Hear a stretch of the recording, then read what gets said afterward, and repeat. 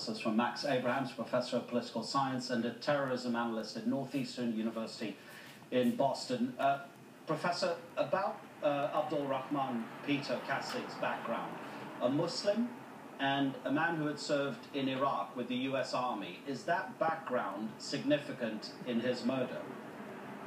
Well, I think it is significant in the sense that it shows precisely how indiscriminate the violence and target selection of this group really is, because here you have a captive who's not at all defiant, he's not at all political, he's willing to genuinely convert to Islam, and furthermore, he was a humanitarian worker who was seized in the context of trying to help out the Syrian people against Assad's, genocide. And yet, even under these conditions, Islamic State had no problem beheading him.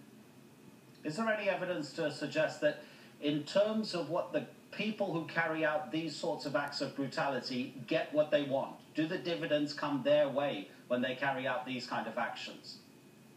I think that they do. That's an excellent question. Political scientists are often trying to figure out, what utility do the perpetrators derive from their actions? And basically, I think the United States has one of two choices.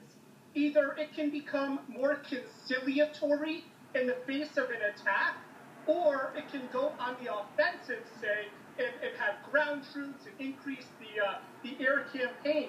And so whichever way the United States reacts, the terrorists can say, look, we've won. We've managed to expel you from the Middle East, or we've effectively goaded you into the conflict. We've provoked you, and now we can attack you on our territory. And it certainly seems like the latter is what's going to happen. If you listen to the rhetoric from Washington, you don't hear the United States taking a more hands-off approach, but rather increasingly intensifying our involvement against Islamic State, both in Syria in terms of training more moderate rebels, as well as in Iraq in terms of building up the government there and increasing our airstrikes. And so I think that in the face of these kinds of attacks, it's much more likely that the U.S. is going to ramp up its military involvement both in Syria as well as in Iraq. There is possibly another arm to that strategy against Islamic State, and that would be trying to encourage Sunni tribes, as happened a few years ago in the Sunni Awakening, which did defeat terrorism in Iraq for a certain amount of time. How close are people to encouraging the Sunni tribes to rise up this time? Well, you're quite right. That's absolutely a critical element of winning over the campaign against Islamic State, especially within Iraq. As you know, Islamic State is an offshoot of AQI, Al-Qaeda in Iraq.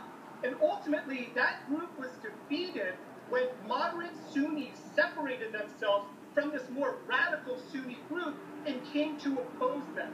The idea over the past few months has been to have a change of government in Baghdad, one that wasn't as sectarian, one that wasn't as so overtly pro-Shiite, one that was more open to working with the Sunnis in order to bring them on board to try to have a repeat in terms of, creating a Sunni backlash against the militant group. At this point, I'm not actually seeing a whole lot of evidence that Baghdad is able to win over the Sunni population. We are seeing some of that. The new government is less sectarian and is having a bit more luck. But in general, the ground forces that we're marshaling against Islamic State are not Sunni, but rather Shia. Professor Abrahams, thank you very much indeed for your time. We always appreciate it. Anytime.